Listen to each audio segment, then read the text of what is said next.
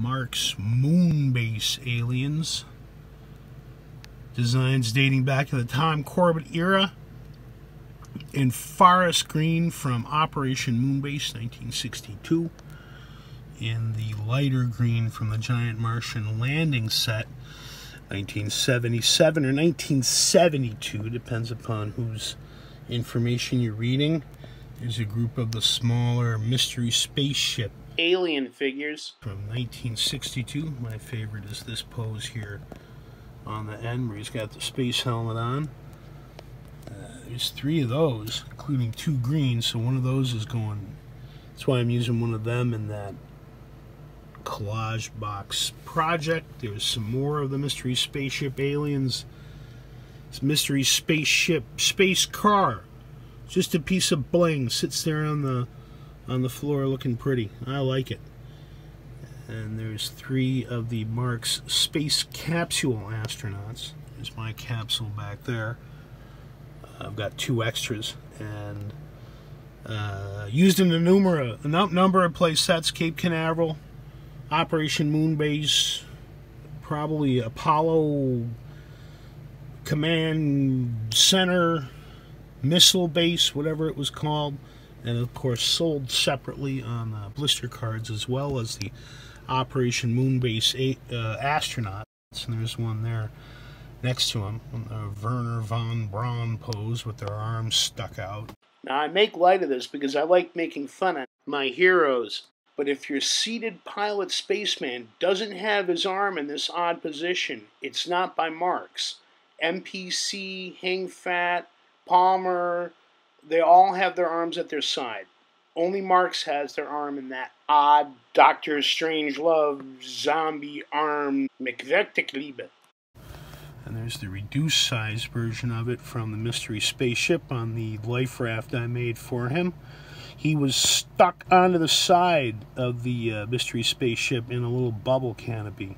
2 of them.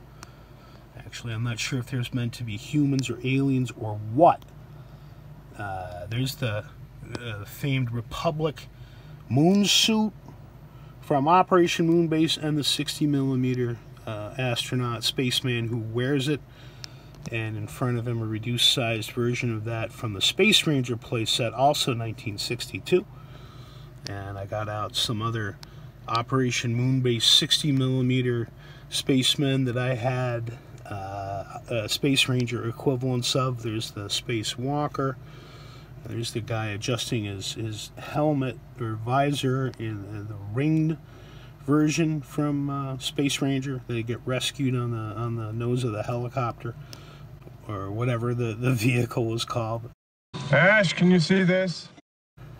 There's one in orange from Mystery Spaceship, and Rock Dude, or whatever you want to call him there.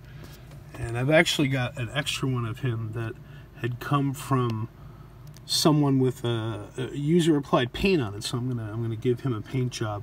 And interestingly, that pose has air tanks on the back, like a diver would have, similar to the MPC spacemen. None of the others from the Operation Moonbase have diver tanks on them. Well, there's another leaping off the Rock Dude pose, and then the point guy. I'm using the one in cream there, or I'm going to obtain one to use in that space box piece. There's a reduced size version from Mystery Spaceship in the front. In the back, the silver Operation Moonbase version, and then one in tan from a Cape Canaveral play set in 60mm.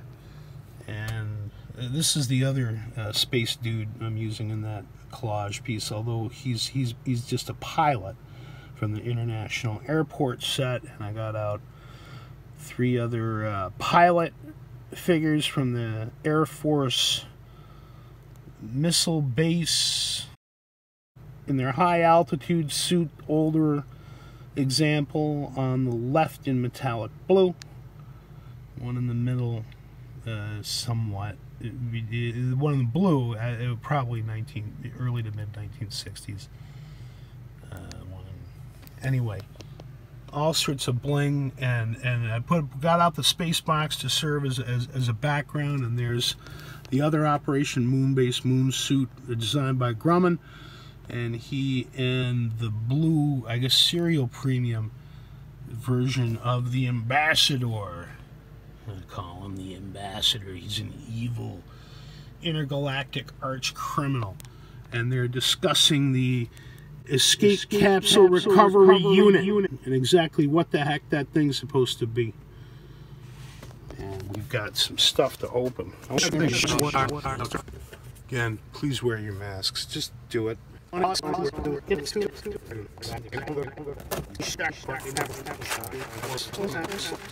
there it is. So here we have another mystery spaceship. Whoa! Human in the jumping off the rock pose with the air tanks on the back.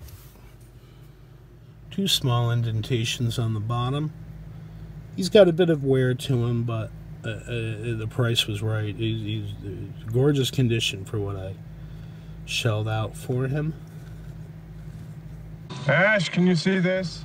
They were only issued in this size for the Mystery Spaceship and Space Ranger. I believe in Space Ranger they were all issued in this dark blue, and then the aliens which would go with it would either be in green or orange, depending upon what batch they had just come out of the presses with. Yeah, no, actually, you gotta forgive me for not being as up to speed on Space Ranger. I've only just become hip to it in the past few months. But the dark blue does appear to be unique to the set, and the aliens and humans were either cast in orange or the blue, although they may have done green as well. Though thanks to this handy eBay listing here, we can see quite clearly that in this set, the humans are cast in orange and the alien is the dark blue. Whether they used green as well in this set, I have no idea. I do know, however, that Marx sold far more Mystery Spaceship sets than they did Space Ranger sets. And when you find these 30mm figures, either the aliens or the humans, the usual presumption is that they're from Mystery Spaceship. What I want to know is that blue unique to the Space Ranger set? And check out how they use the rockets there on those little step platforms. That's cool. The Mystery Spaceship aliens, which were also included with Space Ranger, get all of the props. And they sort of deserve it, because they are the most incredible alien creature playset figure design I at least have ever seen, and in terms of keeping it real too,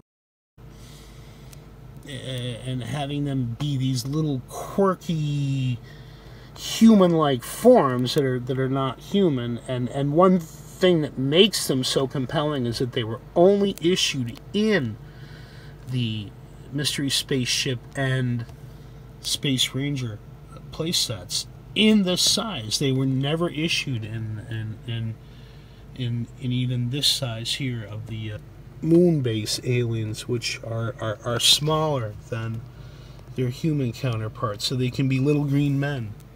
Isn't that pejorative in some way? I don't know, but it fits with the Cold War era retro-futurist vision of alien contact. They're going to be little hyperactive men who scamper about trying to get the best of our women. How about that? And you know, I mean, I'm as an artist, I'm fascinated by things like, how do they do it? How do they reduce the size? Do they literally just make a smaller version of it?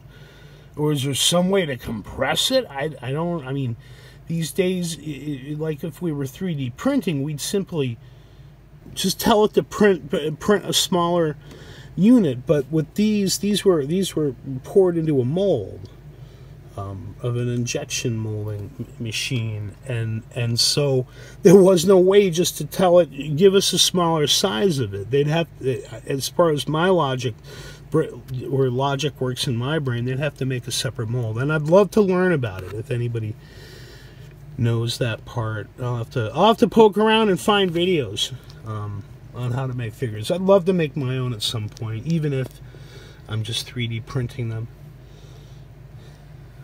I always got to know. You know what I mean?